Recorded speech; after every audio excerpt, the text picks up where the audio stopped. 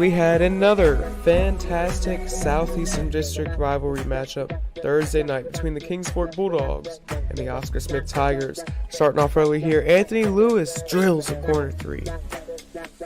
And here we have Narad Jarvis hitting a very tough post layup. He hits a too small on Kings Fork, which results in a technical foul that gets him ejected from the game. Now moving the ball around is Kings Fork. And Darius Boston hits a three at the buzzer to end off the first half, giving Kings Fork some nice momentum going into the half. Now second half here, Travis Johnson hits it in one in the paint. Tough play there by the multi-sport athlete. And here, Kingsport trying to close out the game. Elijah Walker goes off to Lewis. He throws it down. And here we go. Oscar Smith down by 1. 8 seconds to go. They get the steal. Harper misses it. Travis Johnson with the putback misses. Harper gets the miss. Puts it up. It's good. It was a court storm at the Dollar Dome in Oscar Smith. An absolute thriller. As you could see, all the fans, students, parents on the floor. And the celebration after the game was unbelievable. A crazy play by Jacoby Harper at the end to give Oscar Smith the victory. Jack Lowe, Cova Sports. This is 757 Saturday Sports Talk. Here are Matt Hatfield and Coach Ed Young.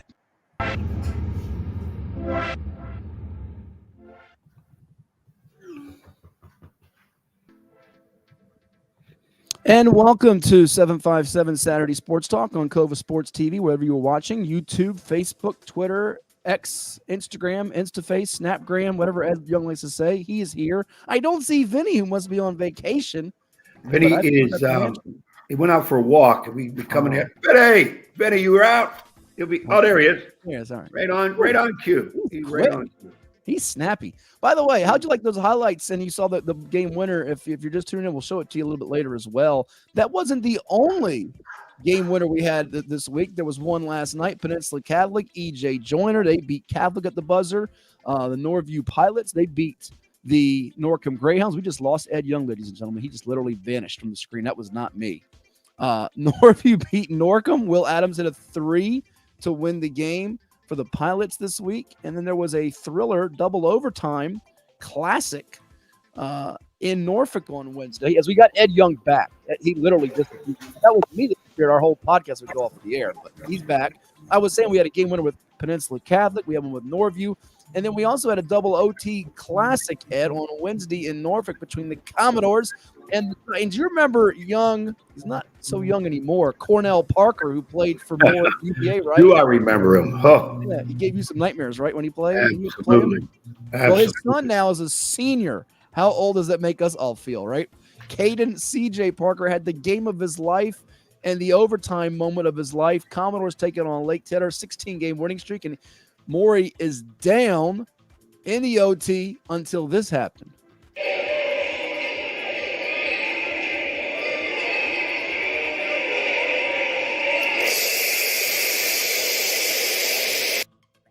And how about the smooth back pedal from young CJ Parker, the senior, who knocks down the go-ahead wing 3. Miss that shot, you're not winning the game. Make that shot, you're probably winning the game. And they won the game to stun Lake Taylor and handing them their first loss since the East District Tournament Championship back in early December. I think it was December 1st, in fact. How about that? We've had some wild, zany finishes in high school basketball this week. Yeah, I mean, you get into that time of the year. Here it's February. Playoffs around the corner. Excitement happening. And you're getting it with a Kingsport Oscar Smith, a Maury Lake Taylor. Those are 4 teams easily could go deep into their respective playoff regional play. All have tremendous players. They've handled their business all year. It's excitement. It's excitement to see that happen. It really is. We've got a lot of sound bites this morning. We've got a couple of special guests that will join us. Evan Key, he's the head men's basketball coach at the Apprentice School. The Builders over at Newport News, who've had a couple. They still may have a couple of former Nansemond River Warriors on their roster. We'll also hear from UNC rival site publisher Andrew Jones of Tar Heel Illustrated. There's a big game today in college basketball. As my voice is starting to go, I have a frog in it all of a sudden. I better get that frog out. I need it today too, by the way. I got to call an ODU women's basketball game. In the pool. Jonesboro, Arkansas State Red Wolves and the Monarchs of Old Dominion. So I better get that voice right. Yes. In a couple hours. So you want to tune in on the ODU Sports Radio Network, by the way. I got the ODU swag underneath me. See, you got to get out of the pool. It's wintertime. We're in the pool. No, I'm not in the pool. Frogs are all over the place. Hey, they brought the pool to Jonesboro. Anyways, we got also Andrew Jones talking about UNC Duke, big matchup. Evan Key. We'll hear from Dwight Robinson, head basketball coach of Landstown, who got his 400th career win. He joins one of, and I have to make sure I revise this because I already can see the not the vultures, but the people trying to correct us in the media, being the TV and newspaper print people out there. So Dwight is now one of just 7 public school boys basketball coaches in the area from the old Eastern region, we should say. And the old Eastern region was 39 schools encompassing the Beach, Eastern, Southeastern Peninsula districts. There have been some private school coaches that have accomplished this feat. Billy Barnes of Walsingham is one. And there was a public school coach that it slipped my mind yesterday going through some research, but I have to make sure I correct this. Doug Baggett of Tab also did this. But as far as the public school coaches, there's only 7 of you guys that have done it.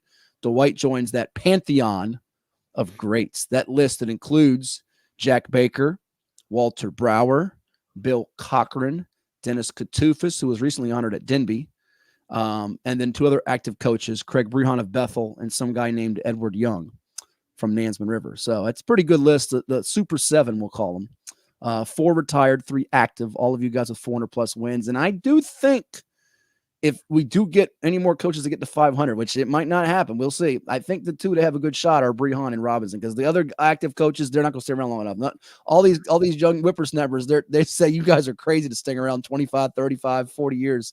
Y'all need to get your heads examined, which you probably do if y'all been doing this long enough that you did coach that many games and got that many wins. And I know, as you all like to say, your trophies are your living human beings that are breathing your titles. Those are the ones that you're most proud of. So we'll hear from Dwight Robinson in a little bit. Had a conversation with some coaches this week about longevity and how the kids have changed a little bit and things you got to deal with. I don't see, there's a lot of really, really good young coaches in this area. And I say they don't get to 400, 500.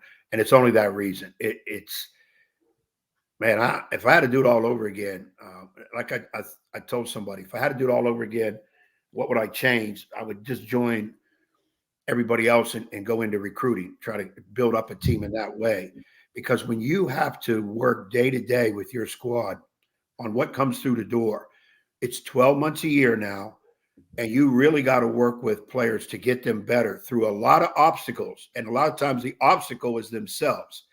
It really, really wears you out. And there are days, it changes your lifestyle, it affects families. Especially coaches would have kids. I don't have any kids, and I know how it affects me.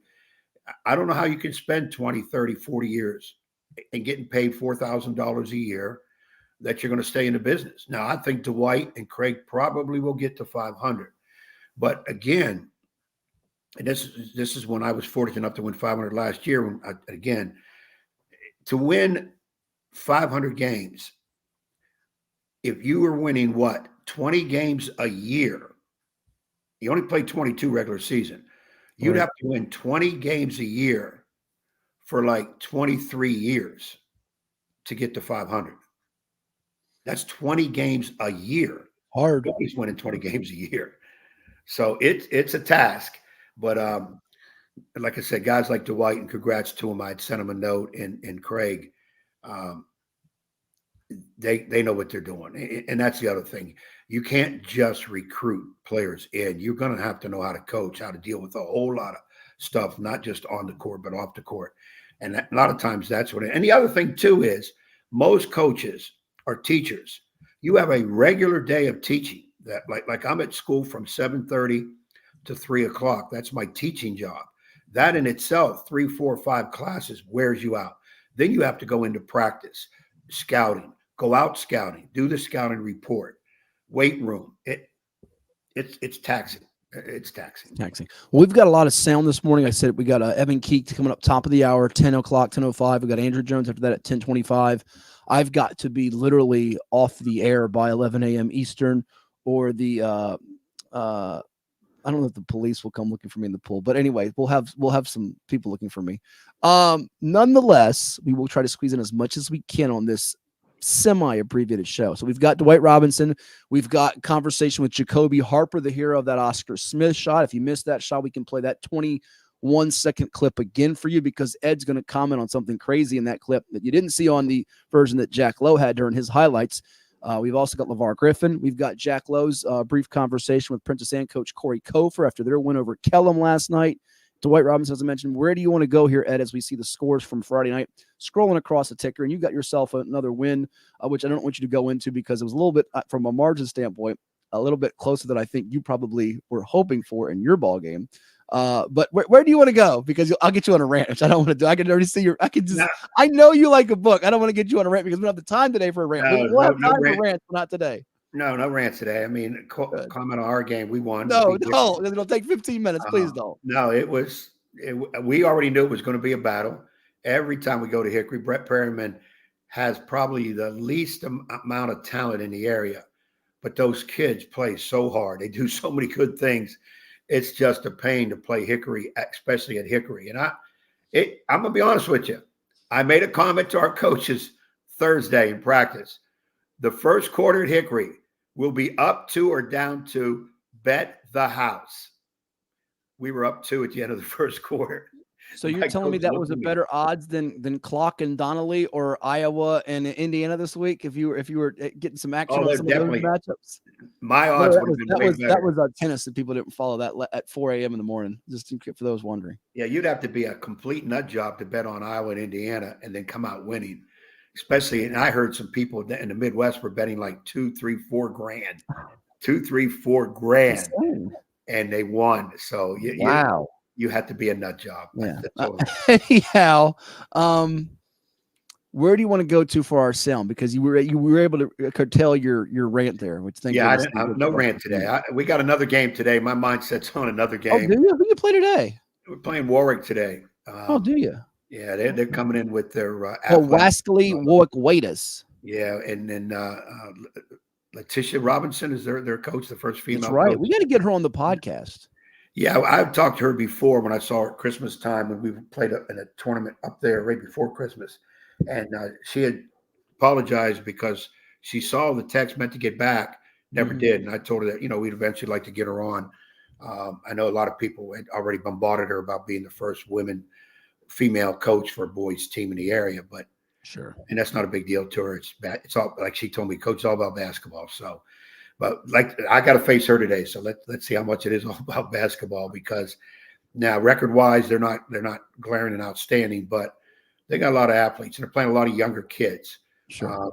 And you just don't know what can happen with them. Like I said, a good thing is we're playing at home, but yeah, we do have a game today. Also, third game of the week. Where we go next? Yeah, you pick. So Vinny, what do you think? Vinny, where do you go? Where do you go? Are you going to go left or right? Let's see. If he goes right. You got Kofer, Jacoby Harper, LeVar Griffin, Dwight Robinson. You can watch that 21-second clip leading up to something. It's your call. What do you want? Let's go shortest to longest. Okay. So let's go. Kofer, I think, is the shortest clip. Let's go Kofer first. All right. This was Apprentice and coach Corey Kofer. His Cavaliers got themselves a nice bounce-back win over Kellum on the road Friday night after losing to Green Run at home 2 days prior. They could be a live lower seed in the Region 5A tournament. Here it is with Hatfield and Young 757 Saturday Sports Talk at the Plex on Cova Sports TV. Like, share, and subscribe. All right, I'm here with Coach Kofer of the Princess Anne Cavaliers. Coach, some outstanding defense played tonight. I think a lot of it had to do with limiting the paint there. Just how was that defense for you guys, and what was the key points? Key points, I think they got solid guard play, but I just try to make it as tough on them as possible, because I think they run a lot of good stuff. So I just try to make it difficult for them to be able to get into the offense. I'm really scared of them being able to get it inside the Ellis guys, and so I just try to make it an emphasis to where we put a lot of pressure on their guards to make it difficult to make post-entry passes and things of that nature. And I think we won that battle tonight, and I think guys like Aiden McKeon and Tyshawn Nils stepped up and rebounded the ball when we needed to. So a lot of good defensive efforts tonight. Yeah, and to go along with that, in the third quarter there, it seemed like turnover after turnover after turnover, you guys were forcing and then putting it in for the buckets. Is that a halftime adjustment? No, I don't really think we switched up much defensively.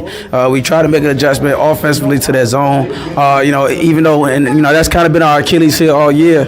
We turn guys over, but we got a bad issue. After we turn guys over, we turn it over too. So it's still something we're trying to fix, and we can fix that. I think we can have a chance against anybody.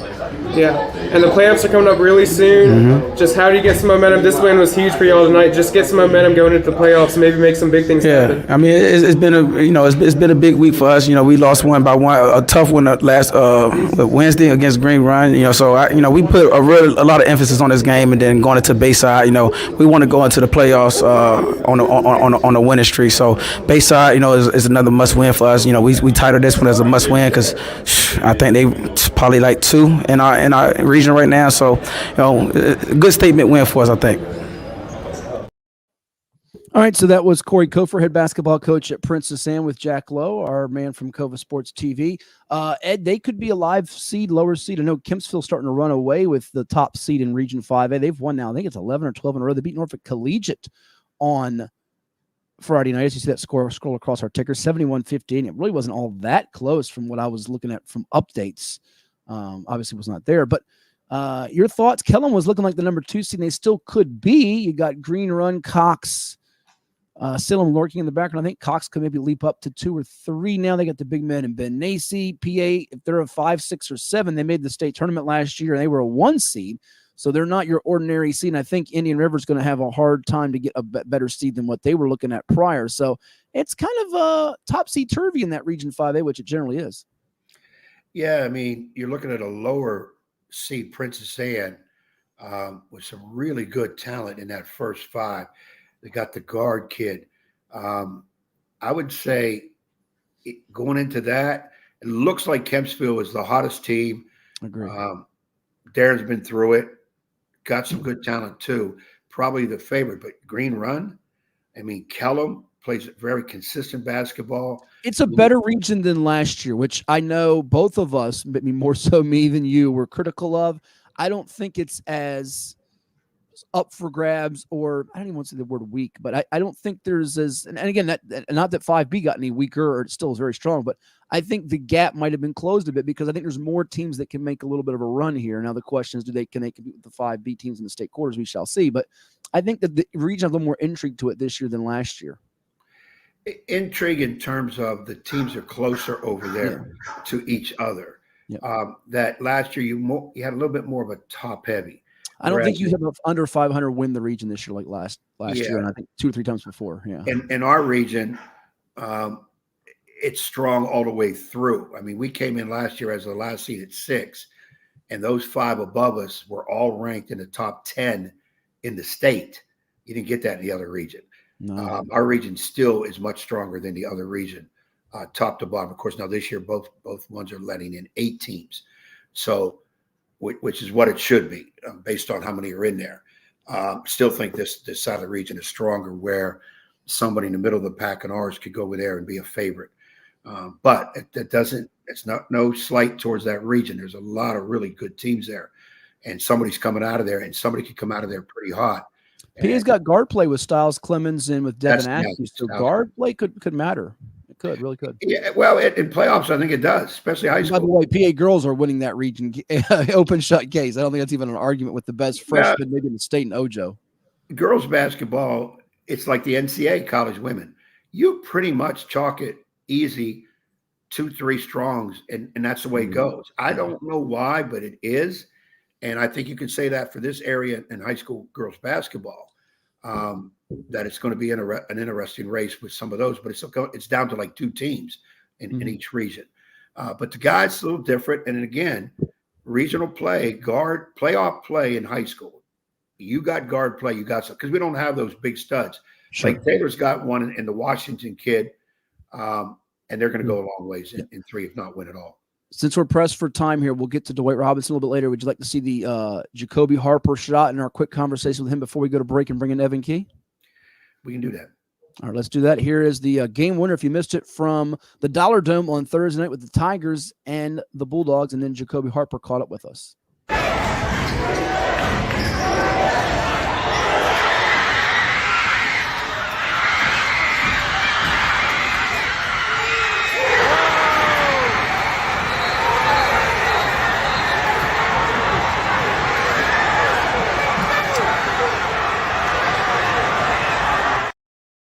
All right, here with Oscar Smith's hero tonight, Jacoby Harper, as the Tigers win at 65-64 over Kings Fork. Game winner for you, Jacoby. You score all 15 of your points in the second half. Take me through the last possession. Kings Fork's inbounding it. You're down 1. You were down 6 with under a minute to go. And what happened there at the end? I just stayed hard on the team and keep telling them to fight through the last few possessions.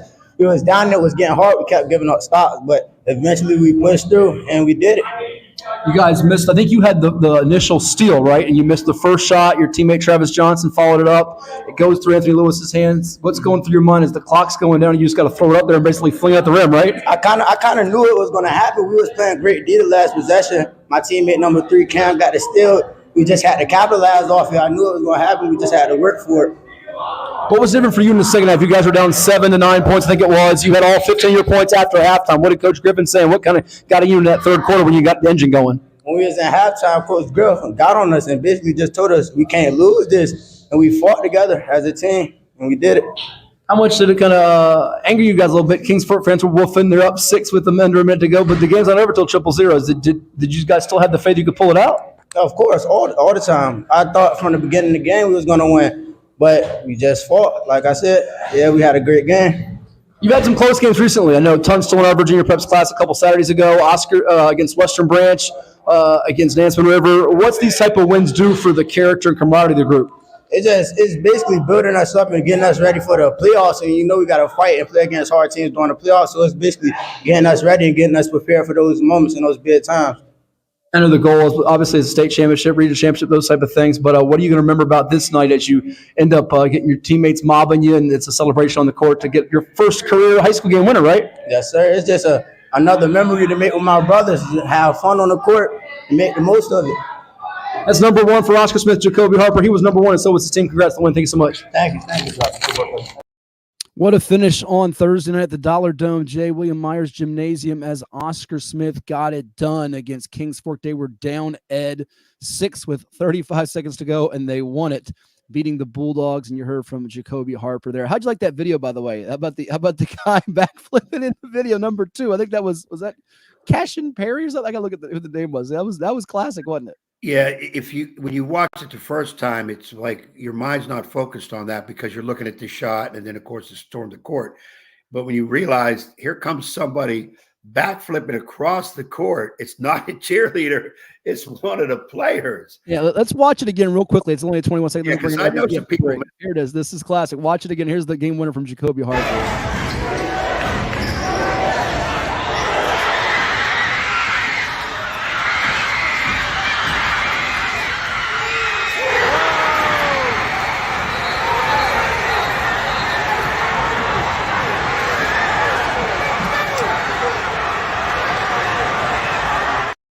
I can't help but laugh. And I'm not laughing at the expense of Kings Fork, who really fought hard. And they're going to be good. Jamonta Jackson sitting or coaching in for Rick Height on an interim basis here. Coach Height will be back, though, soon for the Bulldogs on the sidelines. But Cashin Perry, though, he made me laugh at that. That was classic. That really was. And what a comeback. Those games were wild. I know when you sent me a note, you said you were not surprised. Well, listen, if you were there, you'd have been surprised they pulled it out. But not surprised because Oscar Smith is certainly on the same level as Kings Fork, 2 teams that are going to be vying for regional and possibly state titles. Yeah, the thing that surprised me was the lead that Kings Fork lost for Smith to come back. That was hard to take, but it seems to be a thing going around because we're doing that a lot. And the one time it cost us, we had a 15-point lead against Western Branch and lost that game in overtime. So I kind of look at it and say, well, I guess we're not the only ones. And that's a tough one to take too. But Smith is very, very good. They are legit contender in 6, if not, I believe, a Final Four team in that. I'm not as familiar with 6, but I'll put Smith up against anybody because I had to play him myself, and I know what they have. We've got Evan Key standing by. He's the head men's basketball coach at the Apprentice School to tell you what's going on with the Builders. It is Hatfield and Young 757 Saturday Sports Talk on Cova Sports TV, whether you're watching on YouTube, Twitter, or X at 757 Sports Talk, or Facebook, VirginiaPreps.com. We thank you. Let's hear quickly from a couple of our sponsors and come back with Coach Key right here on 757 Saturday Sports Talk. I grew up here. I know this town. I know the people here. More important, they know me. As a banker at Town Bank, we become part of the communities we serve. The people who bank with us, our members, know us. When you bank with Town Bank, you'll know your banker. You'll know you can reach us, and you'll know we're here for you. That's the DQ Cheeseburger Lovers Deal. 2 singles for $5 or 2 doubles for $7 for a limited time. So, how is it? Deal this good speaks for itself, I guess. DQ, happy tastes good. Treat yourself to a visit to the Drip Bar IV Hydration and Vitamin Therapy in Virginia Beach. Boost your immunity, increase your energy, and promote anti-aging with our personalized treatments designed to ensure efficient nutrition absorption to rejuvenate your mind and body. Come see our chic and relaxing day spa for yourself today. We welcome walk-ins and appointments. Our medical professionals will help you achieve your best health and answer all your questions. The Drip Bar at Landstown Commons in Virginia Beach.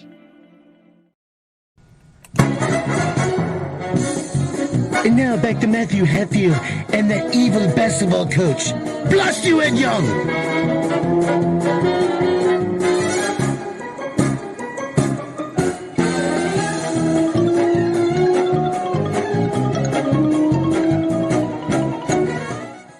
All right, it is 757 Saturday Sports Talk with Hatfield and Young at the Plex and on Cova Sports TV. Like, share, and subscribe to our YouTube channel. Also available on Facebook, Twitter, or X at 757 Sports Talk. And, of course, VirginiaPreps.com. And we are delighted to be joined by Evan Key, head men's basketball coach at the Apprentice School, which I've got it right here, Coach. 15-4 overall, a perfect 11-0 at home this year. Congratulations on the great start, and thanks for coming on the show. Thank you. Thank you guys for having me. Well, it's our pleasure. Good morning. Good morning. 11-0 at home this year. Is that right? Haven't lost a game in your building? I haven't lost a game at home, and I think it might be 17 in a row going back to last season. So This year I intentionally scheduled more home games. So we actually have 14 regular season home games this year, which is a good number. Problem is today and tomorrow we're on the road. So got to figure out a way for things to travel for us. We're up actually near Philadelphia, north of Philadelphia. We play at 1 o'clock today. Okay. But, 11-0 at home. So off to a good start this season. Since it's our first time having you on the show, give the audience a little bit of your background as far as how you got to the Apprentice School, because I think this is your second term as a head coach, if I'm not mistaken, and just your background a little bit as far as the playing, the coaching, and what drew you to basketball. Okay. So I grew up in Maryland, went to school at Hampton University, was a student manager for the team there for 3 seasons. My senior year, I started as a volunteer assistant at Christopher Newport. So fortunately, Coach K took me on there, taught me a lot, and kind of helped me get my start in the business. I served as an assistant coach at Marymount University for a year, which is when I really got a chance to build a connection with Coach Young. We were looking at a couple of his players. From there, coached in upstate New York for 4 seasons. Then I was hired as a head coach at the Apprentice School in 2017. After the 2019 season, I moved up to associate athletic director, and I had stopped coaching for 2 years. And then I got back into it coming out of COVID in 2021. So my 5th total year as head coach, but it's kind of been chopped up. But, last year we were 21-8, made the Final Four of our national tournament. And this year, we're off to another really good start at 15-4. So thankful to be here, and thankful to have had the long tenure at the Apprentice School in some ways. I've been there for 7 years. So that's the bulk of my professional career has been at the Apprentice School. So extremely thankful to be here. That's awesome. And if you don't come out on the winning side today, please don't blame me. Blame that on Ed. I mean, he's generally sometimes the jinx for guys, but we're going to keep our fingers crossed for you. Hopefully you got good juju for you today. Well, let me say this, Evan. I'll take any credit for the wins, and Matt is graceful enough going to take credit for losses because he has busted some people. Hey, Evan, in all honesty, though, Apprentice School, you done a tremendous job so far. Of course, we've got a lot more season to go. It's been the Apprentice School has always been known as a tough place to coach. None of the coaches that have gone through have had a couple of players play there because it's very unique. It is different than any place else. I don't want to do it an injustice. Tell us what a typical athlete, let alone your basketball player, kind of has to go through when they're at the Apprentice School, because it needs to be known that the success you're having is extremely hard to do. But let us know what that athlete does. So the Apprentice School is a 4-year, 8,000-hour program. So we're not a community college like some people might think. We're a 4-year program. and our students are either working or in class for 8 hours a day. So typical schedule is going to be working or in the classroom from 7 a.m. to 3:30 p.m. All time spent in the classroom or on the job is paid. But you got to think, like, after an 8-hour workday, like how many people want to play college basketball after that? That's extra. That's not paid time. That's time that's really on their own. So it does come with some challenges, like you mentioned. Because our practice window, especially because we split the gym with the women, is a little bit later. So it definitely takes a certain level of time management. Then in addition to that, they're working a job. So like just like for you and I who have jobs, if there's certain things that we're not doing, we can always lose employment at our job. So that's one thing at the apprentice school is, they're held to a certain standard where if they're not taking care of business or what they're supposed to be doing in the classroom on the job, they can potentially lose out on that opportunity, which of course means that they lose out on the opportunity to play basketball. So retention has always been a challenge. Finding the right fits who are able to make it through the program and balance their time to play 4 years is always a challenge. And we've had many challenges this year. If you look at our roster from what we started with until now, we've lost some players to a number of different reasons. Whether it was a shipyard, whether it was the time management, whether it was just the opportunity to pursue something else. So it is tough. Like when we come into, we host a Wednesday home game at 7 p.m. Our guys worked on aircraft carrier submarines for 8 hours. Whereas other team, didn't have to do that. They might have had 2 classes and taken a nap and ate in the dining hall, where our guys were welding and fitting sheet metal and things of that nature on the ship. So it definitely comes with challenges, and that's why I'm definitely thankful that we've had to have a certain level of success the last 2 years, especially. But it hasn't been easy. So hopefully we can just keep finding the right guys and keep having some success.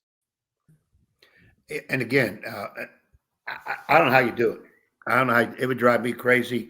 Your roster, as you said, can change for various reasons. Guys are working.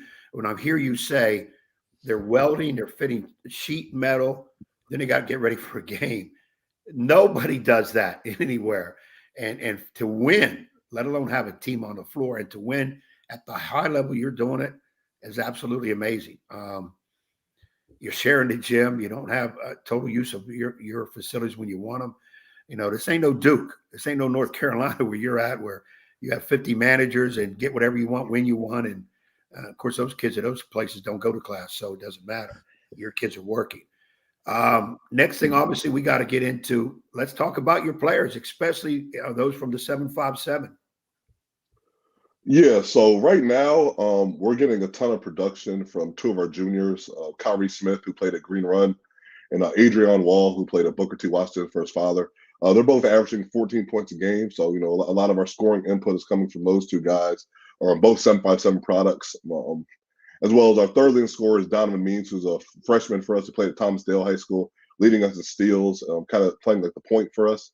And then Avon Hawkins is our senior guard, played at Hampton High School, having a tremendous senior year for us. So that's kind of where the bulk of our scoring is coming from. But in terms of other guys who play a big role, Kelby Saunders Jr., who played at Smithfield High School, is kind of like our utility guy, jack of all trades, good defender, good rebounder, and started every game for us this year.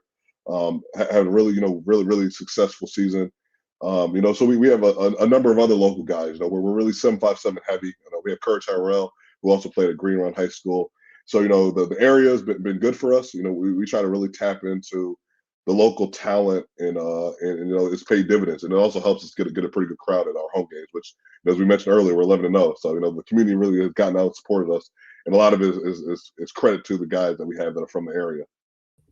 Yeah, you're getting some players from quality programs. You mentioned, obviously, Thomas Dale's been to states. Green Run's been to states. You mentioned Courage Harrell, his younger brother, Knowledge. I'm watching him now as a basketball, football player for the Stallions. He's got a lot of big-time offers for football. I'm always curious, as I know what Coach Young is, too. We've asked this to other coaches at the Division I, 2 or 3 levels, but especially below the Division I level, as far as, not being able to offer the scholarship. So we brought it up to Coach K, not the one that was at Duke, but Coach Krikorian from CNU and Dave Macedo.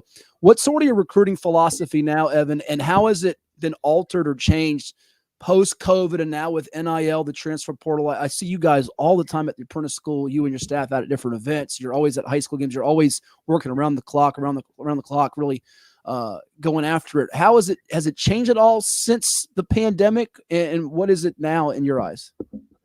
I don't know if it's really changed much. I think just as a coach, my philosophy is just to be active. Again, a lot of people don't know about our program.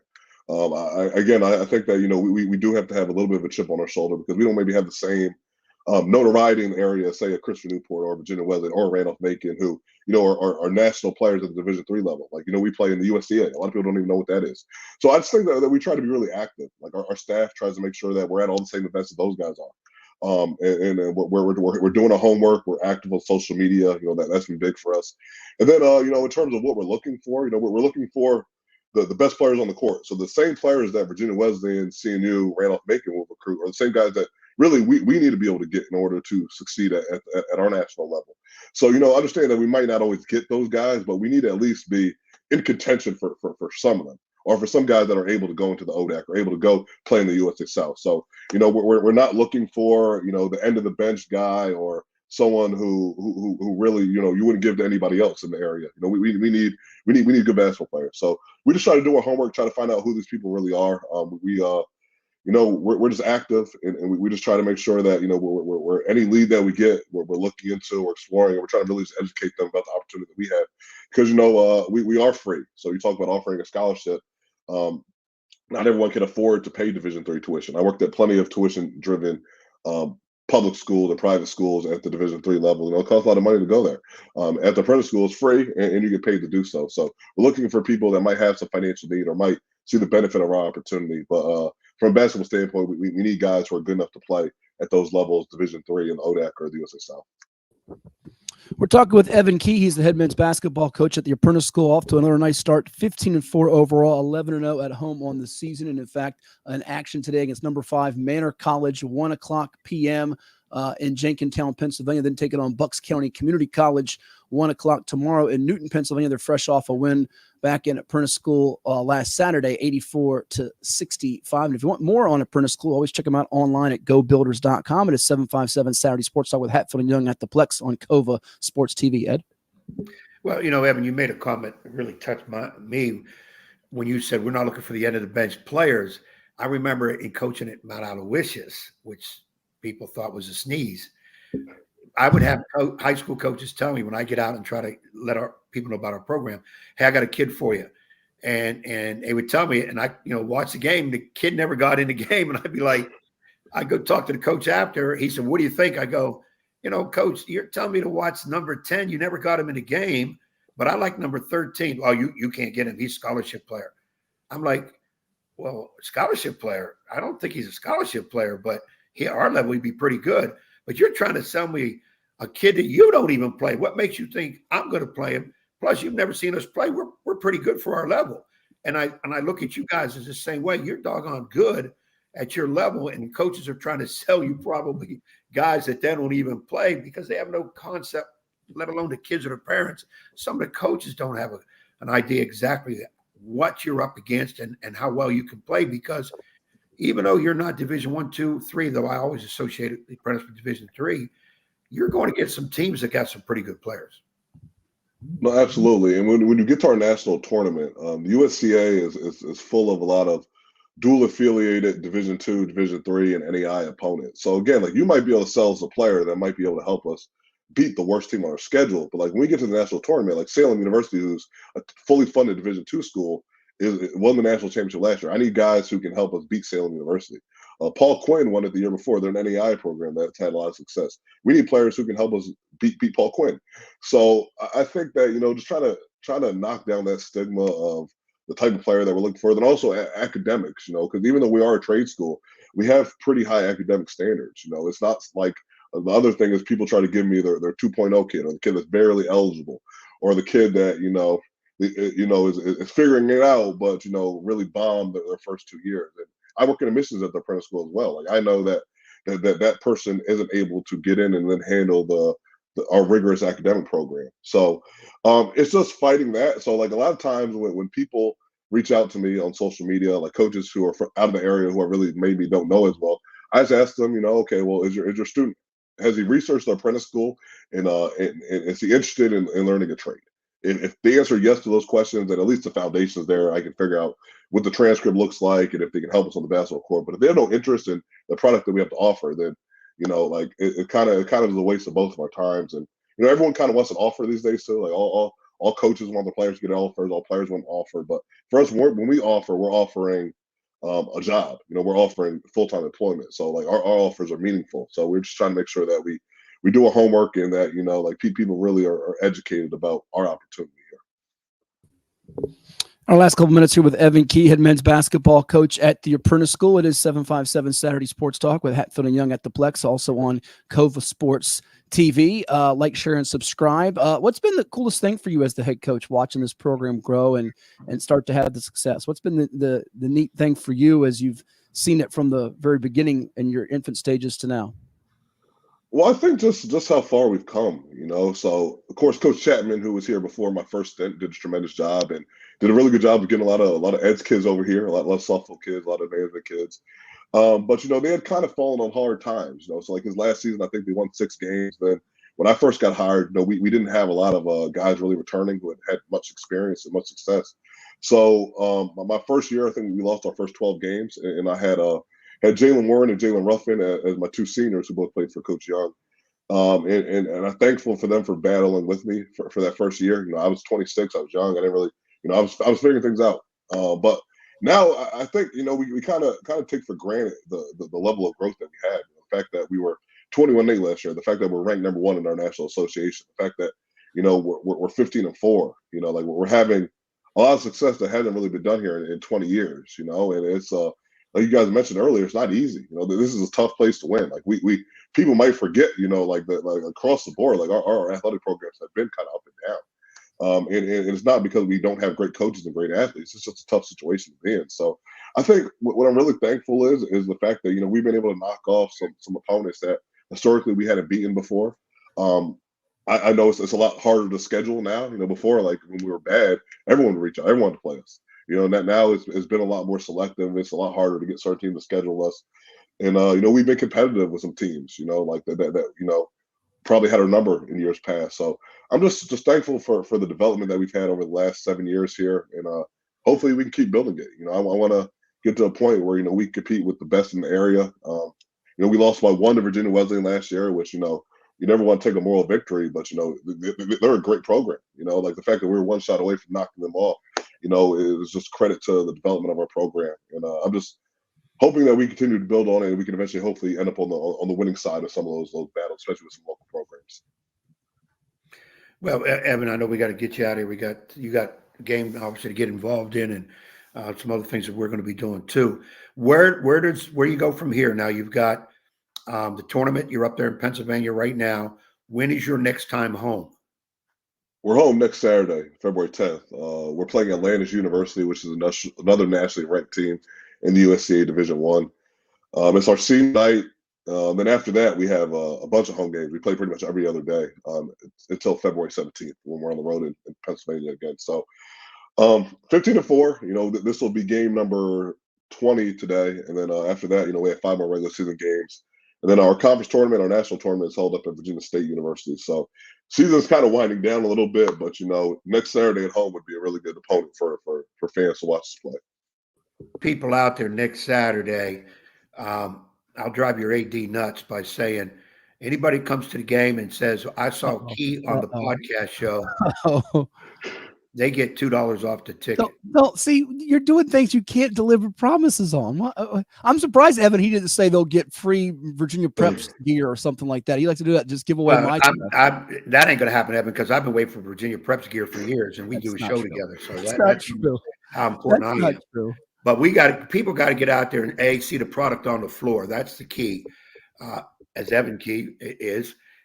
Great young coach. Apprentice School, I hate to say this. I know this will get me in trouble with them. You won't have them long. Somebody's going to come after them. I mean, it's just the nature of it is when you're – Look at you already making enemies. Jeez. When you're good, you're just the way it is in this business. I mean, we got a lot of yo-yos coaching in certain spots that shouldn't be there. And sometimes people think I'm one of them. But Evan's a good young coach. He's done well. The key about Evan, character – he's respectful, and he does his homework, and he works his butt off. He's everywhere, and he's giving kids an opportunity that maybe everybody else would dump on, and it's up to them whether they last or not. So, he's not going to be there forever. It's just the way it is. Now, unless they want to put a whole lot of money down on the table, and, Evan will take that $1 million contract, and that's no problem. Hey, there's a lot of people in the shipyard making a lot of money, so hopefully, one of them hear that and, decide to throw some my way. That's what I'm saying. But yeah, go ahead, Matt. Coach, we thank you so much for coming on the show today. All the best. We're going to keep our fingers crossed that you get 2 W's, and if you don't, we will blame it on Ed because it's not my fault. It's him. He's the jinx, and we look forward to see. Matter of fact, Ed and I might make a trip out there next weekend if his schedule and my schedule allows, because I think he owes me a dinner. So that's what we'll have to do. Go out there and see you play next week. Yeah, he owes me dinner, and we'll watch the Builders in action. I don't play next Saturday. I think I'm free, and I've already told Evan. He's asked me a million times when I'm coming because I usually try to get at least a couple games in. I've got a couple seniors I want to bring to the game too because I want them to see the atmosphere. They're looking for opportunities, and I told them, look at the Apprentice School. Now they get a little nervous about that job. You know, we got some suburbanites there at Nansemond River, some kids that I don't know if they want to do that welding, whatever. But I got some really good seniors, great character kids, done a great job for me on the floor that I'd love to see play next level, and I'd be truly happy to see him play for somebody like Evan. Appreciate that. Hopefully see you guys next Saturday. If so, just shoot me a text and we'll get you on the ticket list. Hatfield's paying the ticket. He's buying the dinner, though. Thank you, Evan, and all the best to you and the Builders, and we'll talk again soon. All right, thank you. Appreciate it. Good luck to you, Evan. That's head coach Evan Key of the Apprentice School with us here on 757 Saturday Sports Talk. Coming up next, we've got Andrew Jones, AJ, the very best when it comes to UNC basketball, football, recruiting information. We've had him on the radio many times. He's going to be on our podcast now for the first time as we've morphed from radio to podcast now. Tar Heel Illustrated, they got the preview for you on Duke, North Carolina. It's a showdown today. Who's Ed got? Who will I have in the game? We'll tell you when we come back after we hear from some of our sponsors that make it possible for us on Cova Sports TV. Like, share, and subscribe to our YouTube channel. We'll be back in just a moment right here with Hatfield and Young at the Plex. As a banker at Town Bank, we believe that people bank with people, not with banks. You're looking for an actual personal relationship, and that's what you get at our bank. You get that person that gets to know you, gets to know your business, is there for you. I think that is what motivates us, what drives us, and the idea that we are trying to serve others and enrich lives, I think is very true.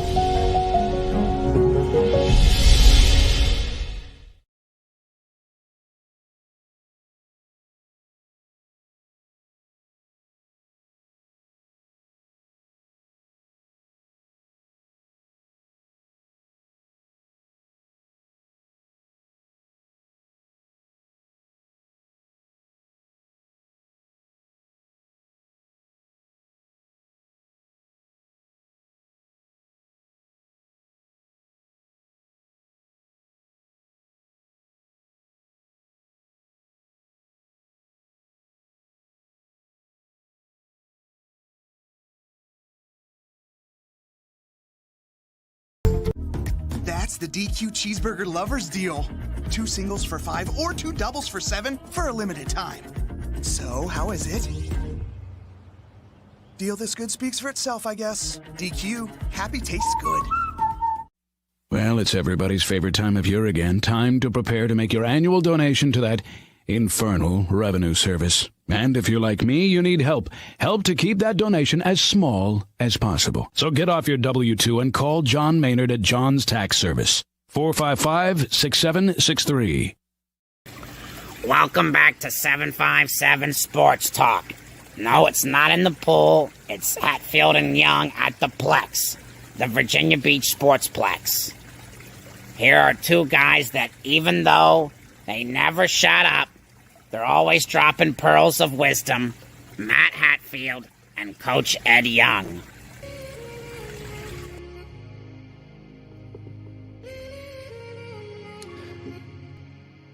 And welcome back to 757 Saturday Sports Talk. Like, share, and subscribe to our YouTube channel with Cova Sports TV. We're also available on VirginiaPreps.com. We're part of the Rivals.com network of sites powered by Yahoo Sports. So, too, is Tar Heel Illustrated, the North Carolina site on the Rivals Network. And we are so delighted to be joined by our good friend, Andrew Jones, who's also, as you see in his background, a lifelong Baltimore Orioles fan who has to be pleased as we'll get to the college basketball items that we're discussing today with the huge showdown with North Carolina and Duke. The new pickup, huh? You got a big picture coming your way to Baltimore, huh, AJ? Spent money. That's all I'm going to say. They spent money, so it's been a great week. Angelo's don't own the majority of the team anymore. I guess once that goes through, and they went out and buy a pitcher, but they're going to pay at least 1 year's salary for a pitcher, and they gave up some prospects that didn't have to give up that much. given how deep the organization is. So I'm very happy about that. I told my wife last night, it's February and I'm knee deep or waist deep in basketball stuff right now, and even a little bit of football that we're covering still. And suddenly, like, this little flicker of light goes on that, hey, baseball's not that far away. I'm kind of excited now. Hey, warmer weather. We had 70-degree weather in Virginia Beach last week for a couple days, and I've got my Arizona Diamondbacks NLCS champions. Ed always razzes me. He's a diehard Yankees fan from 2001. I have to give him the ribbing. They do have the most championships. So hopefully your Orioles can take down his Yankees again, win the AL East, and maybe we get ourselves a nice little D-backs O's fall classic, because he shakes his head over there before we talk about the Heels and the Blue Devils coming up. But that'd be cool to have. It'd be neat to have. It'd be good for the sport. I just want to.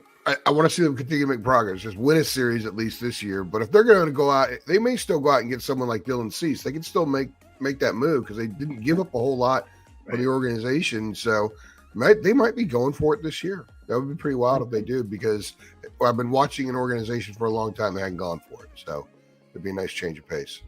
Well, hey, Andrew, I got to jump in. First of all, thanks for coming on. I'm not a Baltimore hater. I want everybody to understand that. In fact, they have become my number 2 team because I like to go up and watch them, especially when they play my Yankees. And I do sit on the Yankee side. I don't go nuts like some of them New Yorkers. I mean, they are rabid at Baltimore. I just kind of want to see a good game. But when I heard they picked up Burns, who I kept hoping the Yankees would do, the Yankees pitching-wise, I got Marcus Stroman, but, remains to be seen. Yeah. But then I heard what Baltimore gave up. I said, man, they stole that kid. I mean, yeah. I kept waiting for a little more to come out, that they gave up a little bit more, like Heston Kjerstad or something like that, and it didn't. So now they can still give up a couple of guys and go get somebody else. That's my point. They did a tremendous job. DL Hall hasn't been able to come through for them pitching wise, and Ortiz, they got so many really good guys in front of him. He basically being a utility player for him if he even makes it. They gave up nothing. I mean, they got a draft pick coming up too, but those are flipping a coin. They just did a tremendous job. Now, the key is, just like the Yankees with Soto, can they sign him beyond the 1 year? And I think Corbin Burns, once he sees what's going on in Baltimore, they're going to win. Baltimore's probably going to win another 100 games. And I'm not so sure the Yankees are going to go from almost worst to first.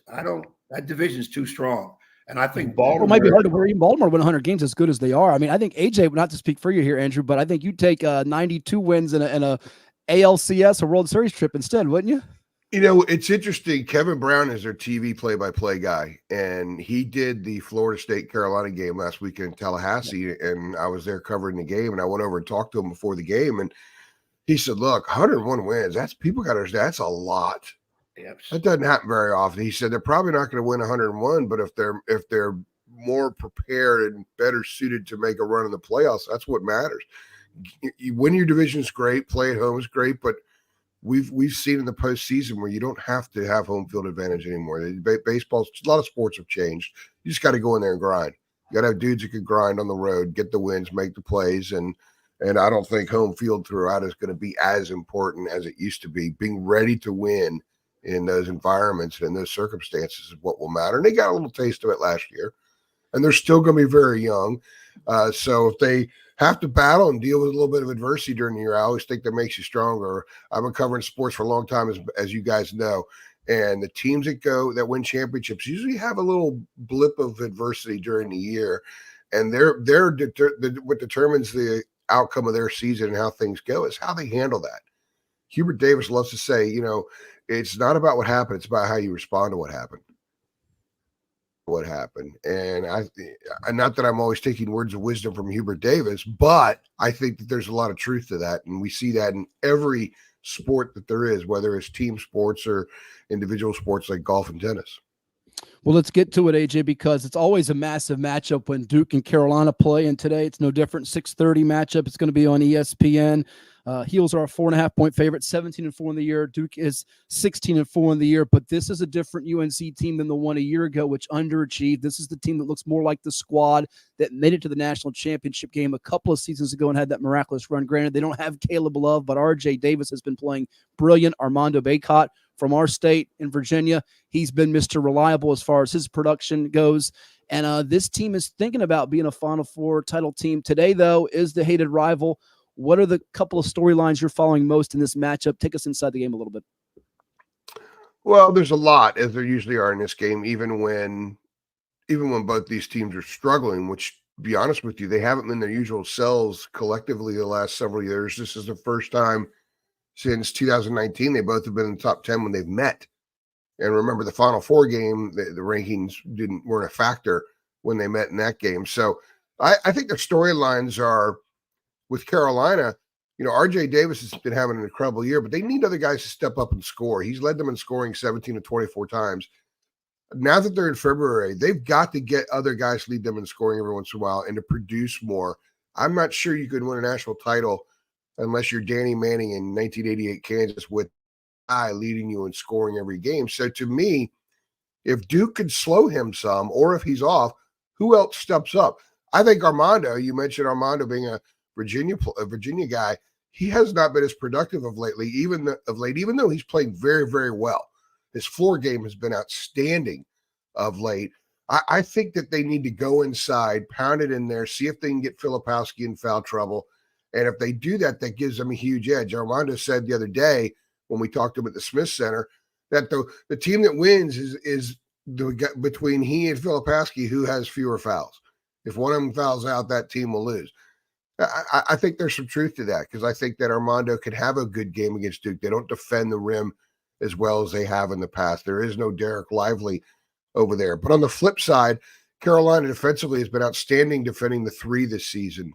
Although they weren't against Georgia Tech, they were 9 for 20. Duke lives by the three a lot. An excellent three-point shooting team. They have a lot of guys that can shoot it, so you got to figure someone's going to be hot. So how does Carolina deal with all the three-point options that Duke has on the perimeter? Do the Tar Heels switch, or do they stay with their man? If they switch, they could free up some pops for open threes out on the perimeter, which they've gone away from more lately. And that's one of the reasons I think the three-point defense has picked up. But it'll be very interesting to see how they approach that. If they immediately go to Armando to try to get Filipowski in foul trouble. And for Duke, I think a key is Jeremy Roach. He's a Virginia guy from up there in Northern Virginia, where I'm from. Jeremy is a senior. He's a guy that can step up in a game like this. I think he's been playing really well, even though he's been battling with the injuries. He's the kind of guy that could have a huge game. And with the way that he plays and the way that he leads out there, he could be huge for galvanizing those younger guards to play at a very high level and get a win. So it's kind of a Virginia versus Virginia. It might be, how does Armando Bacot play and how does Jeremy Roach play could ultimately determine this game. Yeah, it will be the case. The Virginia guys, Roach out of Leesburg and Paul VI, that program up there, Glenn Farrell's got a story program with so many prospects. Before I let Ed jump back in here with a couple questions for you, AJ, you mentioned it, needing more scoring production because RJ Davis was the only double-figure scorer in that loss to Georgia Tech. And they were playing so well before that, 9-0 in the ACC. I told a buddy of mine who's a diehard UNC fan the other day, I said, listen, if I told you to begin the week, you'd split the week and you beat Duke and lose to Georgia Tech. Now, granted, UNC fans don't want to lose to anybody. They would have signed for that. It was the classic look-ahead trap spot. And by the way, Damon Stoudemire's Yellow Jackets, who are not very good near the bottom of the ACC, they almost beat Duke twice this year. Not once, but almost twice. They had a lead in that second meeting. But do you think it was the necessary wake-up call they needed? Because they also had a couple of games where they were flirting with disaster, including that Louisville game not long before that. Yeah, the Louisville game, they had a huge lead and sort of took their foot off, and then they picked it up. But I think that they just didn't play well. The other night, I was asking the players after the game down in Atlanta, were y'all looking ahead? People were going to say y'all were looking ahead to Duke, and they insisted that wasn't the case. We talked to Harrison Ingram, RJ Davis, and Armando on Thursday at the Dean Dome, and they all three kind of said that, yeah, sort of a trap game. But the reality is they didn't play well. This is an incredible statistic, and I had to look it up 3 times to make sure it was accurate. So after the first 13 minutes of the game, the last 27 minutes of the game,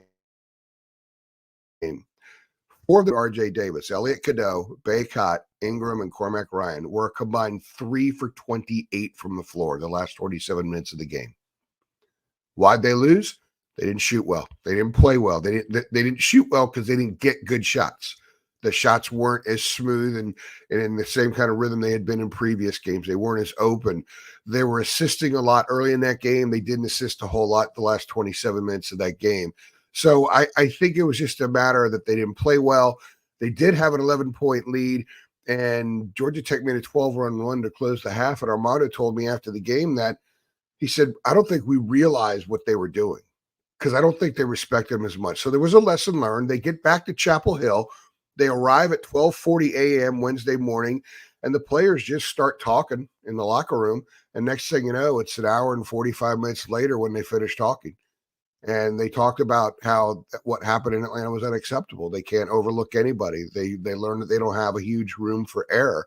And they have so many new guys. The last part of the conversation was, okay, you guys need to get your minds right because the Duke game isn't played just Saturday. You start playing it mentally now because of all the hoopla and hype you're going to hear on campus and from social media and all other areas. So Armando and RJ were trying to prep the other guys for what it's going to be like. So it's interesting that they had an impromptu team meeting that Hubert Davis didn't even learn about, I don't think, until I asked him in the press conference on Thursday. If you look at his response at his face, he had no idea, but he loved that. And he said that the accountability and the pride factor really was there. They lose one game after not losing for 6.5 weeks, and they have a meeting. So I think that says something about where this group is. It's a very different team than last year for sure. And it's a very different team than one that got to the title game. They caught lightning in a bottle. This is a legitimately very good basketball team that can deal with all kinds of styles, all kinds of circumstances.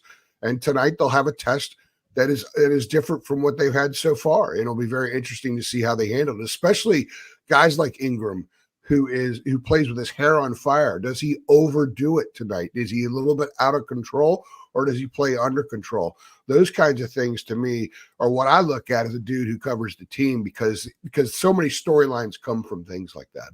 For sure.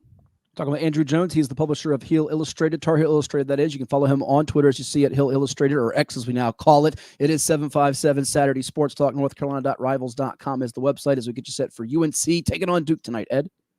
Hey, Andrew, I'm listening intently to what you're talking about. Two of my favorite teams, Carolina, Duke, which is usually crazy. You love one and hate the other, but you can't put them both together. But I just like good basketball, and they both do that.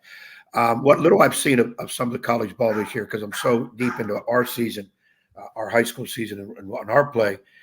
And I had somebody ask me last night what I thought, and quick response was, I look at Carolina as still one of those teams that can go inside with Baycoat. A lot of teams don't play inside stuff. Everybody's shooting threes, shooting jumpers.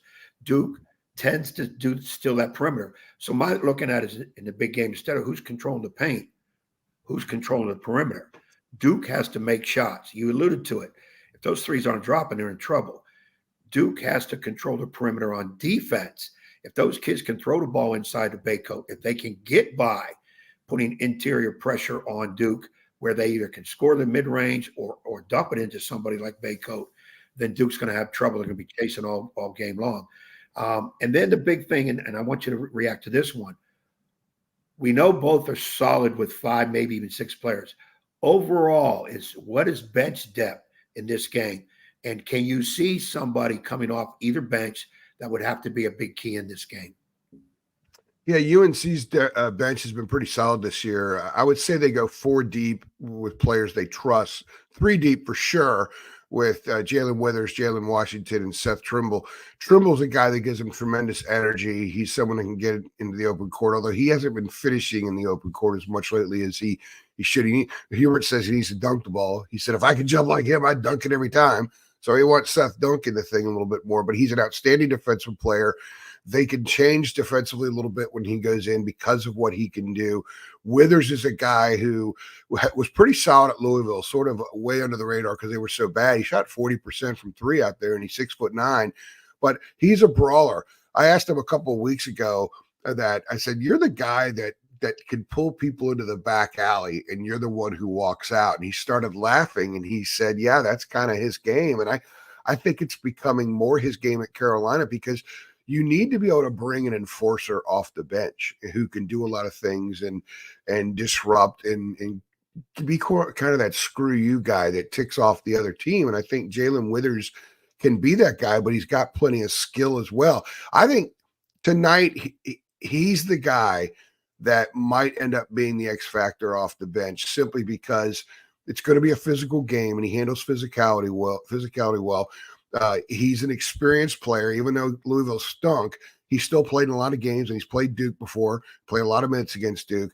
And he's also a guy that can handle a defensive role and just lock down in it and be able to score the garbage buckets or the backdoor cuts. You guys know when these teams play, both of them tend to overplay the pretty high scoring games. So there are a lot of good cuts. There are a lot of baskets with cuts. I think the baseline and backdoor cutting for Carolina tonight is going to be huge. And they don't have a lot of that in their starting five. Cormac Ryan a little bit. Withers to me is their best baseline player. And I think he can get some buckets that way. Jalen Washington is a highly skilled sophomore who is still kind of working back into basketball after a couple of terrible knee injuries that basically cost him 3 straight summers. But he's very skilled, and he's someone that Hubert says he's their best post defender. I don't know. He's still trying to attain that coat of armor that Jalen Withers has and that Armando has, but he is somebody that is skilled and can score. So they bring 3 guys off the bench that can get you buckets, and 3 of them that can defend, and 2 of them can absolutely defend. 2 of them are fearless. Withers and Trimble are fearless, and I'm not so sure Duke has that. Ryan Young is a solid player off the bench, but I think that he's more of a spurt solid player. He had a great spurt in Castle Coliseum the other night that was huge in them winning, but that's not always who he is. And I just think that Carolina is a little bit stronger on the bench, a little bit more mature on the bench, a little bit more multiple off the bench. They can handle a lot of different styles because of what they bring off the bench. I'm not sure Duke has that. So I would give Carolina the advantage on the bench for sure. Now, Drew, the other thing I want to throw out at you, kind of getting off of the game before we get that final prediction. A lot of big games today. Houston, Kansas. Tennessee at Kentucky. Though Kentucky slipped a little bit this week. They can score, but they can't guard. Yeah, they both did. Didn't they both lose? Yeah, they did. Tennessee lost to South Carolina. And I tell you what, you remember it, AJ, before I let Ed continue. They played a whale of a game with Dalton Connect against UNC to Tennessee a little while ago. Yeah. Carolina had a huge lead in the first half, and then Tennessee came storming back. He's good. Yeah. He gets in the lane, and nobody in college can defend him when he gets to step inside the lane. Yeah. My thing about it is now pretty soon, probably after this week, you're going to start hearing everybody's talk about March Madness, all this. And we say this every year.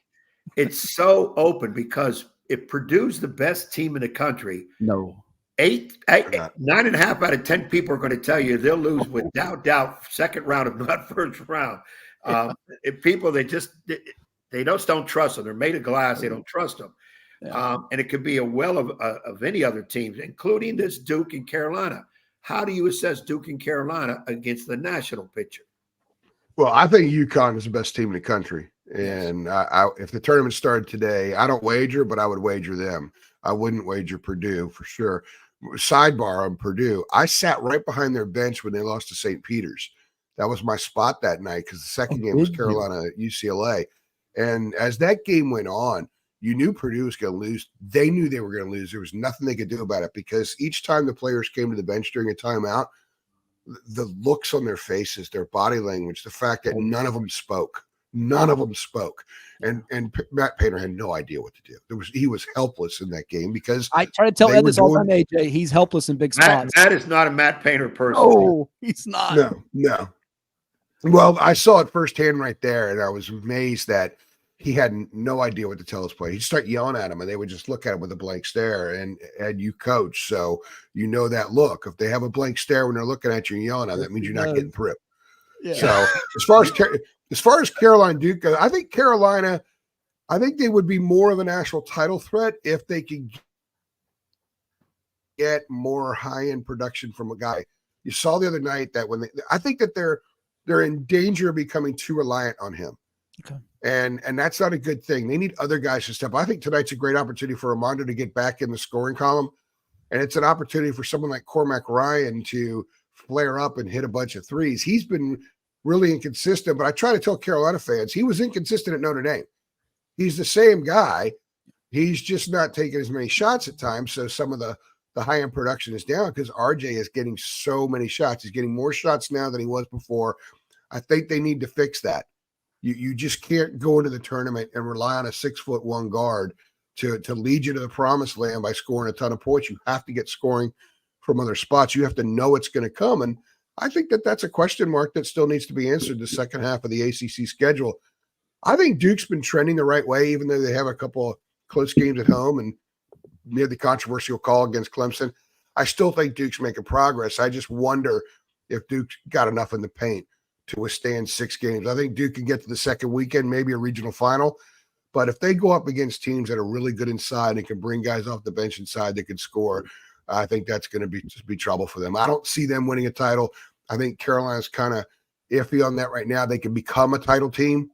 But right now, UConn's a team to me. I saw them in person up at MSG back in December. Man, that's a very well-coached team. That's a machine. I think UConn is back, and they're here to stay for a long time as long as Danny Hurley's there. Yeah, Donovan Clingan returning makes them a different beast. And it's funny, Duke can certainly win today. They can win any of these matchups with UNC and do something big. But I got a chance to see them age out. Actually, I filled in, do the ODU men's basketball, the trip we had at Ball State in Arkansas on the radio side of things, and went down to Arkansas, which is a raucous atmosphere. And I thought that was a telling game for Duke, just their finesse against Arkansas's grown men physicality. I know Arkansas has kind of fizzled out here lately. They did get a win of the night against Missouri, but I don't know that Duke is equipped if they see a team that can go off the dribble and can physically pound them inside like UNC might do tonight if they'll go far in a tourney. I'll get you on this here, and we thank you for coming on. I'm sure we'll get you back on again as we get closer to March Madness and the big dance. The ACC narrative nationally is that there's only going to get maybe 3 or 4 teams. That you've been covering this league for so many years, as well as anybody in the country.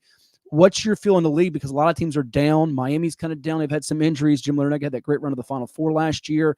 You feel like there's just a lot of teams in flux right now.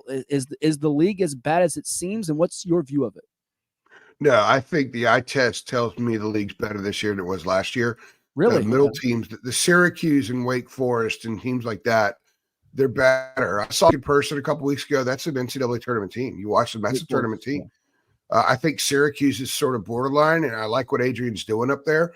And they have some opportunities still to get some big wins to put them on the right side. But I think the narrative is something that is kind of an easy, low-hanging fruit thing about the league right now, because people think the league is dead, and it's not dead. And it's kind of filtered over to basketball because the 20-game schedule in league play is hurt. Roy Williams said that it was bad for the league. That means everyone's going to absorb more losses.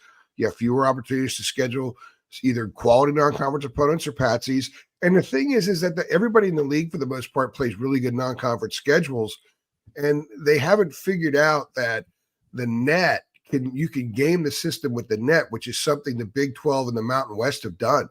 If you beat, for example, North Carolina beat Oklahoma, who was like in the top 20 of the net at the time and moved up like 2 spots in the net.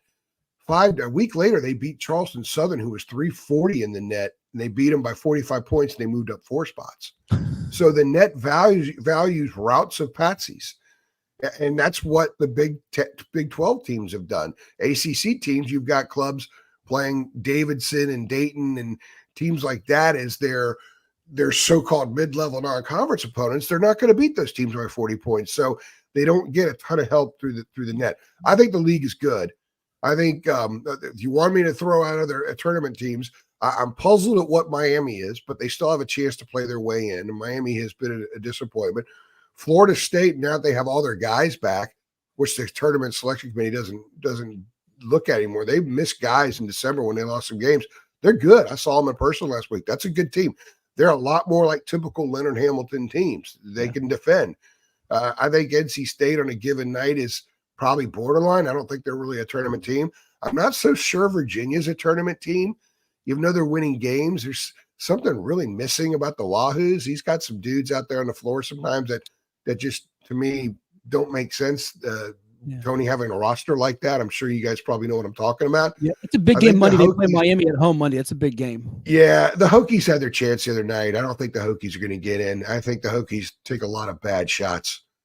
They take a lot of bad shots. I don't think that they're a very refined group, if you will. They're not very good inside either.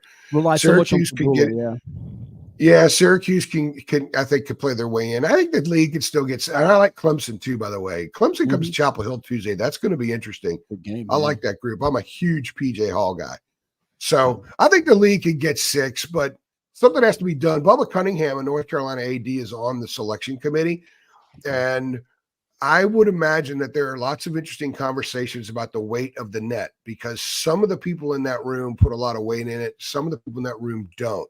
And it'll be very interesting to see how I remember there were times past where you could be in the 70s in the RPI and you get in because they would value the tail end of your schedule and how you performed. And they would look at quality non-conference games and sort of how the game's laid out. You may have a 5-game stretch that's real difficult. Well, you lose 2 of those games, but understand why you lost 2. A lot of teams would have lost 2 in that stretch. They used to do that more with the selection than they have lately. So it'll be interesting to see how much weight they put on the net. And it'll be interesting, Matt, to see how long the net sticks around, because a lot of people don't like it because it makes no earthly sense. Yeah, I don't think Ed's a big fan of it, are you? You're not a huge fan of it. No. What's on the floor? You know, they talk about playing a tough schedule. If you play a tough schedule, you got to beat those teams. You can't play tough schedule, lose games, expect to get in the tournament. I think the ACC gets at least 5 for sure, and I would not be surprised 6, 7 easily get in there. It's still a strong league, and you got to look at that. It's unfortunate those smaller, mid-level, lower division ones. You know, they're number 2 can never get a shot. You just don't play that type of schedule. It's just what it is. Yeah. Well, you know what's interesting too, the net doesn't factor. North Carolina today it's interesting because now they have 2 straight home games, but they have played 4 home games in the last 62 days. Wow. The net doesn't look at stuff like that. No, but doesn't. People using their wisdom. I've always said that a bunch of retired coaches should be in that room. Yes. Jay Wright should be the head of the selection committee, and Roy Williams should be in that room, and all these dudes that are no longer coaching. All of them Mike Bray should be in that room. Yep. And they should sit there and they should evaluate. They should have a group that says, here are the metrics, because coaches hate metrics, those kind of metrics. Hubert swears he doesn't even know what the net means. That's fine.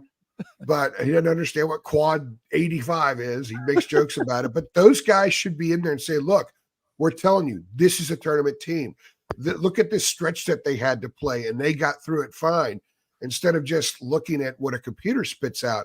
I think that's the way it needs to go. If you want to have a net, it could be a small component, but bring back the RPI, bring in other computer rankings, and have the eyeball factor count the most, because that, to me, I would trust Mike Krzyzewski's eye more than any computer every day of the week on this stuff. No, you're 100% right, Age. That's something Ed's been screaming for, not just in college basketball, but he wants it also here in Virginia with high school hoops, so we don't go to these different point systems. Well, that's a rant for another time. But hey, always a pleasure. Go check it out, northcarolina.rivals.com. Follow him on Twitter or X at Hill Illustrated. Go check out their message boards, their articles, all the content. They'll give you all the lowdown pre and post for UNC Duke and throughout the season, plus recruiting news and so much more.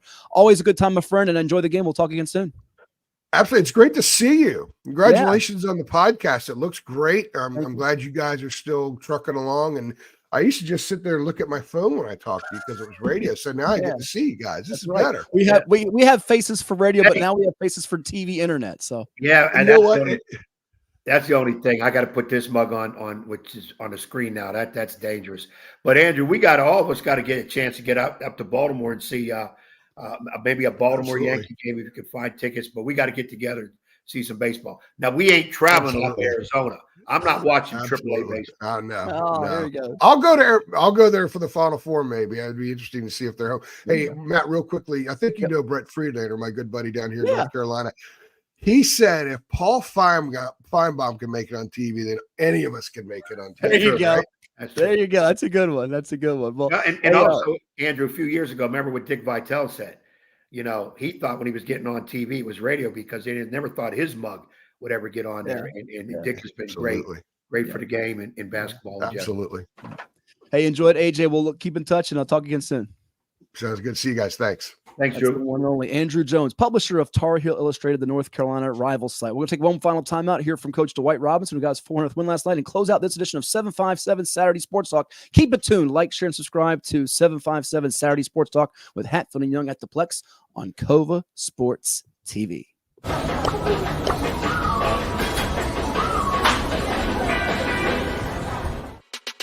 At CHKD, sports medicine is more than just treating injuries. It's a whole team approach to caring for young athletes. With experienced physicians, surgeons, trainers, and rehab specialists here when kids and teens need them most. Our experts help young athletes prevent injuries too, with advanced training and conditioning programs that keep them in the game safely. CHKD Sports Medicine, where kids are more than patients and we're more than a hospital. Well, it's everybody's favorite time of year again. Time to prepare to make your annual donation to that infernal revenue service. So get off your W-2 and call John Maynard at John's Tax Service. 455-6763.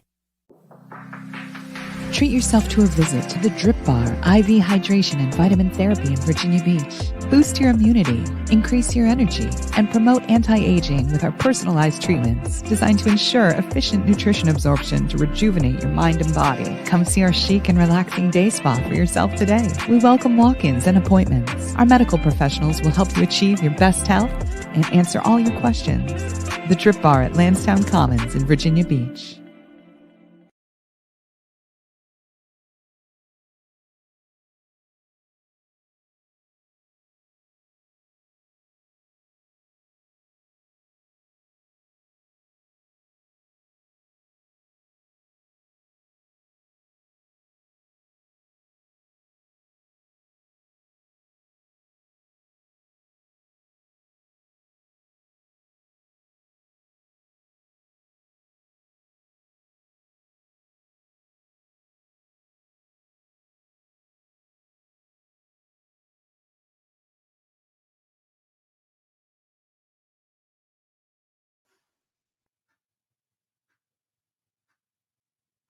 This is 757 Saturday Sports Talk. Here are Matt Hatfield and Coach Ed Young.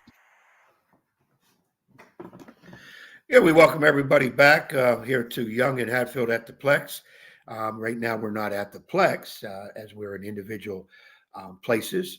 We will be back in the Plex once it gets finished. We got some renovations going on for our office. So we're here for right now. And right now, we want to talk to Dwight Robinson. Just got his 400th win last night against Salem, number 400 for Dwight. And Matt had a chance to speak to him, and we're going to see what Dwight had to say about the game, and of course about getting 400 here at the on the Young and Hatfield at the Plex. Okay, here with Landstown head basketball coach Dwight Robinson, as Eagles defeat the Salem Sun Devils to get his 400th career victory, and the Eagles move on the season to 16-4, 12th straight win. All right, Coach, 23 years at the helm of this school, the only head boys basketball coach it's ever had. Did you ever envision this 23 years ago that you'd be standing here, 400-plus wins, region championships, all these victories, state championship, and here today with the success? I don't know. I don't think you set out, saying, oh, I'm going to get 400 wins or 200 wins or even 100 wins. You just every year you just want to have an opportunity to, have a shot at, what used to be a district title. And then, you accomplish that. Then you want a regional title. Then you want a state title. So every year we come in, our goal now, since we don't have district titles here anymore, is to win a regional title and then to win a state championship. And so that's the approach we have now. And we think that our program is in a good place. We think that we are going to be competitive every year. And so that's what you look at. I don't think I'll ever look at a number and think, oh, I want to get to 400. I want to get to 500. It's just, we win one game at a time and we take it a season by season. To be a part of just in the last 40-plus years of Hampton Roads basketball, just one of 7 coaches list that includes guys like Jack Baker, Bill Cochran, you had some great rivalry battles with when you got to Landstown, Dennis Katufis, Walter Brower, Ed Young, Craig Breon, and yourself. To be a part of that company, what's that mean to you? And as you prepare for this game, what did this kind of mean to you as you thought about the whole thing? A lot, because, I was a young guy when I came to the 757, and all those guys are already coaching. And so you look at their programs, and I was sharing this with Coach DeLoach before the game, that when I came on this side of the water, I said I wanted my program to be like Salem's program. And because Bill had done such a great job, they were nationally ranked, they had All-Americans. I said, that's where we want to get to. And so I used those guys, and Craig Breon, Ed Young, those guys have won tons of games, Jack Baker. And I've had the pleasure of actually coaching against all those guys. So having that experience and watching them coach and seeing them pile up, but those victories, but those guys were consistent. Yeah. Like they put out good product every single year, and that's what you do. You want to model your program after that. You want to be consistent every year. You want to be in the hunt every year. And when you were at Heritage, coming from Katubis was the coach, and you were also coaching football with Chris Bader here, so you were doing double duty, if you will. Now you're coaching basketball. It's kind of fitting that it came against Salem because that was, I know today the rivalry is Green Run. You've had some battles with them over the years. You both have won championships, but it felt like the first rivalry was Salem, and that's the team that beat you earlier this season. Your team's a lot different than in December when they beat you. They're different as well. Was it kind of fitting that it was also against them today? I told someone earlier I'd be lying if I didn't say that I was hoping the 400 was on Salem because we did get beat and by them. And I think they rushed the floor after we lost. And so we didn't have a game this week. And so we've been preparing, and I felt like we were going to play well. And so, regardless of who it was, but it just happened to be Salem and it fell on Salem. I felt like we were moving in the right direction. But I can't tell you that I didn't know that it was Salem. Sure. Couple more for you. 8 of 13 from 3. You shared the ball well. 13 assists on your 16 baskets in the first half. And it was some vintage Landstown basketball. And then your defense also fueled a lot of your efficient work on the offensive end. What did you see from your group as you now have won 12 in a row and seem to be clicking more and more ever since those wins you've gotten the last few weeks here, the Maury game included last week in an overtime? Battle tested. We're battle tested. We played Lake Taylor, John Marshall. We played Dunbar up there, Wooten up there, played Maury. Like, we're battle tested. We play our own league, which, nobody knows you better than your own league. And so we've had some battles in our league that, we didn't have blowouts. They were tight games. And, we've had to grow up and we had to learn how to execute. So that's been my message to them is execution. This should be the time of year that we're taking off. And I just knew we were going to play well tonight. I knew we were going to play at our ability. We shot it like we shot it earlier in the year tonight, and our defense really has taken big steps. Last, I know it's been a trying couple of months for you with the passing of your father. What do you think he would think of this today? He'd be proud. He'd be proud. Sure. Well, congrats on the victory, and we hope you get another 100 more with your son coming up next year. All the best. Yep. So that was Coach Dwight Robinson after his team's win on Friday night over Salem. They beat them by a count of 64-31 to move to 16-4 overall, 12 consecutive victories. Got a little choked up as thought about, obviously his passing of his dad not too long ago here in the last couple of months, Ed. But kudos to him on the milestone. They look not like just a team that's going to be a fact. I think they could very well win this Class 6 championship. That's with a lot of good teams in the field, like Oscar Smith, who beat Kingsport this week, like Patriot, South Lakes, among others across the whole state. They seem to be running into form, and he's not done. His son Damien will be a 9th grader next year, and I could see another 100 more coming his way by the time he graduates, which he does plan for that to be. I think he hasn't said it publicly, but I think that could be where he says, I've done enough of this. I'm going to enjoy the rest of my life, if you will, beyond the basketball coaching side of things. Yeah, I think Dwight has an excellent shot, all health being considered, and he's in good health. To get 100, he's got a son coming. Son can play. Son's a heck of a player, and he'll have the opportunity to coach his son. And he's not coming to Nansemond River, so don't even try it. I can't. I tried. I offered him a lot, NIL deals, everything. Yeah, it did not happen. As much as the other schools have offered, I've tried to do that and a couple other things, but we can't get him. Dwight will win 100, get 100 more. He'll get to 500 easy, if not beyond that. He's going to be in contention. He made a good comment when he said, "Did you want to be consistent?" And I think that's